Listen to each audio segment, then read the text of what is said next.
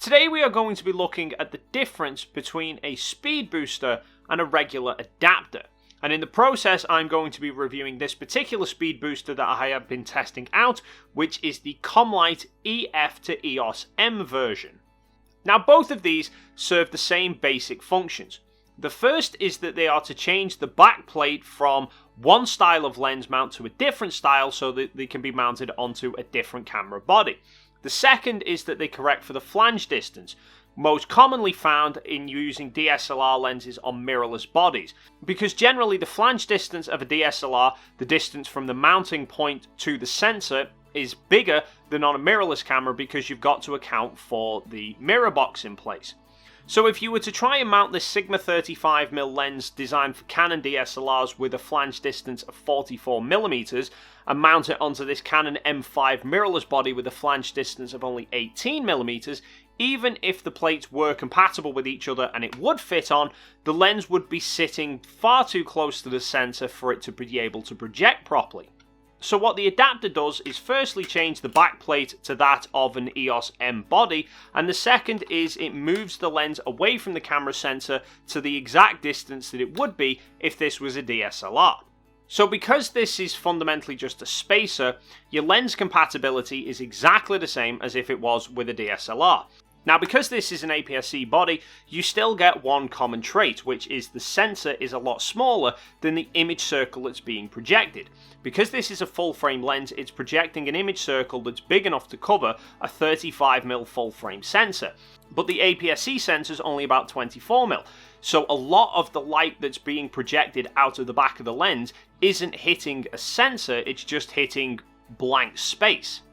And this is where we get onto speed boosters. Now, you may have noticed that these speed boosters actually have glass elements inside them, whereas a standard adapter is just a hollow spacer. And what those glass elements are doing is actually manipulating the light and compressing the image down. The idea being that all of that image circle that would usually just miss the sensor entirely gets packed down so you see more of the original image, so it effectively reduces the focal length of the lens. Now, it's worth noting there is a specific caveat to using a speed booster. Like a standard adapter, it can only be used in a lens-body combination where the lens has a greater flange distance than that of the body it's mounting on. Basically, DSLR lenses onto a mirrorless body. Secondly, it has to be a lens that's designed for a larger sensored body than the one it's being mounted on. I.e., with this combination, you couldn't mount an aps-c DSLR lens onto a speed booster. Well, you could, but the image circle's only big enough to cover the aps-c sensor to begin with, so you compress that down, you're just going to end up with nothing on the edges of your sensor. Now, it doesn't completely remove the crop factor, but it does reduce it quite substantially. So this 35mm lens with a standard adapter has an effective focal length of about 56mm. But with a 0.71 times focal reducer on it, it works out just under 40mm. So it's not quite the true 35 that you would get if you were to mount it on a full frame body, but it's certainly a lot wider than it normally would be on an aps-c body. The other advantage to using a speed booster is that by compressing the image down, you actually increase the density of light hitting the sensor, and thus you get a brighter exposure. It's generally regarded your exposures are about a stop brighter, so that means that while this lens is physically an f1.4 lens, with a speed booster attached, it gives you an exposure more like you would see from an f1 lens. So that's the basic fundamentals of speed boosters. Now, to review the Commlite specifically.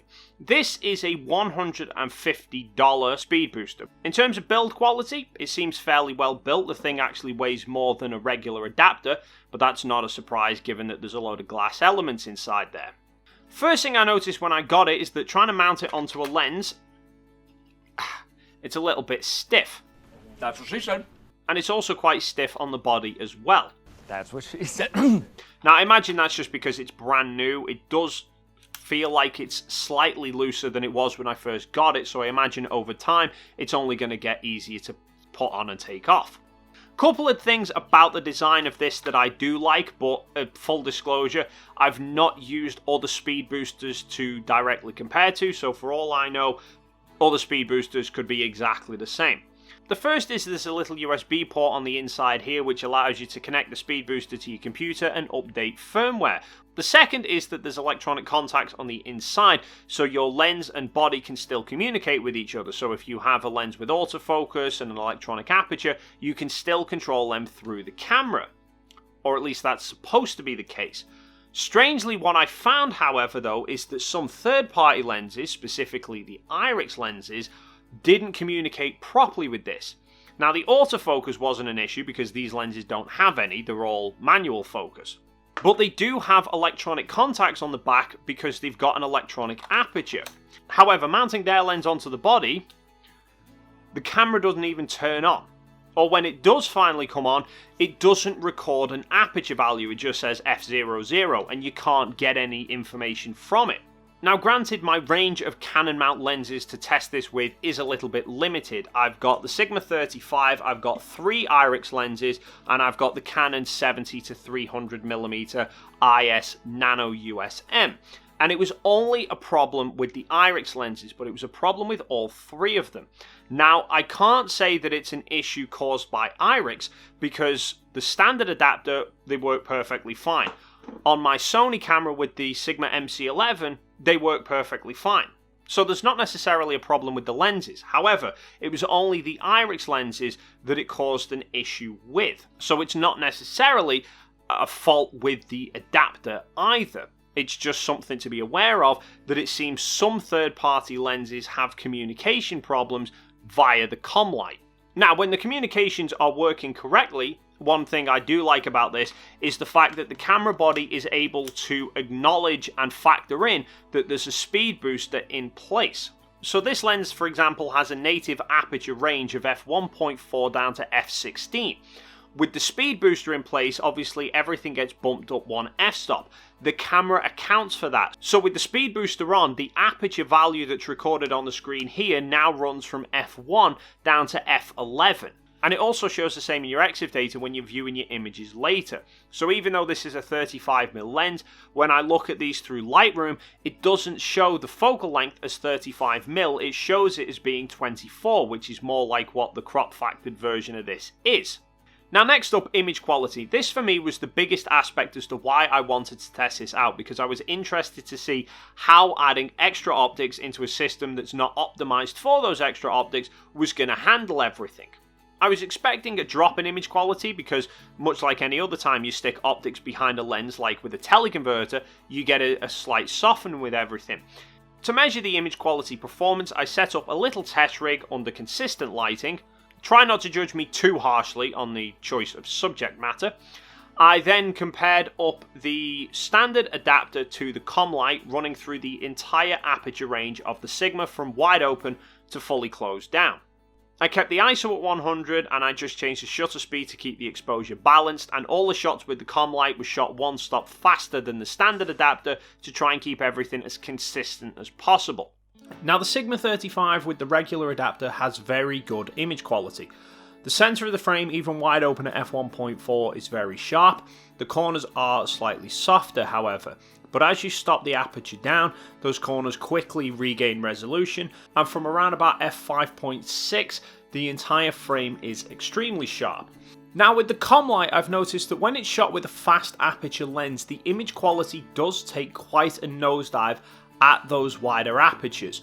Here you can see at f1.4 on the lens, which is f1 on the booster, the centre of the frame is noticeably softer than when shot with just the adapter, and the corners look so soft that it almost seems out of focus.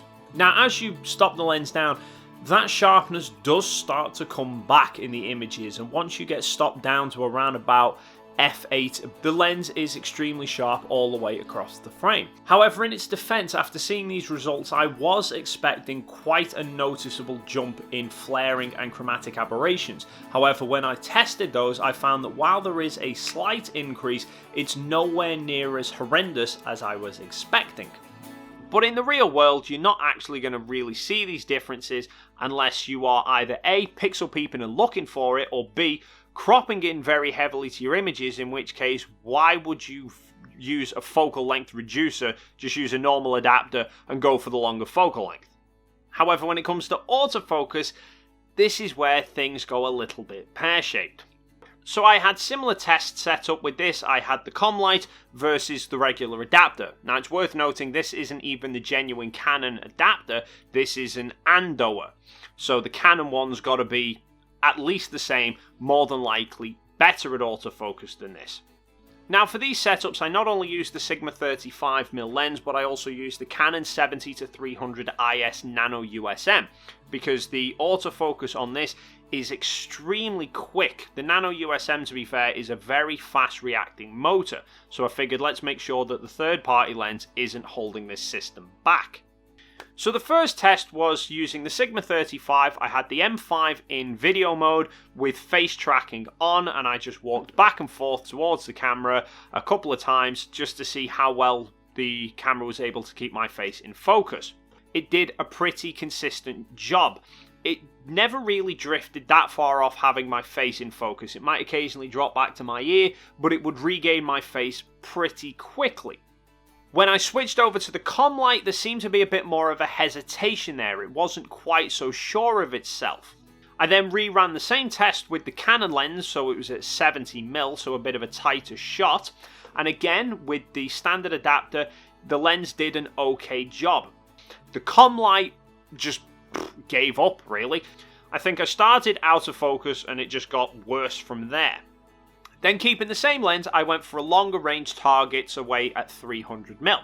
Now, it's kind of a bit counterintuitive to use a focal length reducer on a telephoto lens, but I just wanted to try it to see how well it performed. So for this, I was jumping between the brick wall at the end of my garden, the trees just behind that, and then the houses way off in the distance, and I just kept alternating between the three. And same sort of consistent results. With the standard adapter, the lens and camera were pretty punchy, pretty reactive in jumping from one to the next.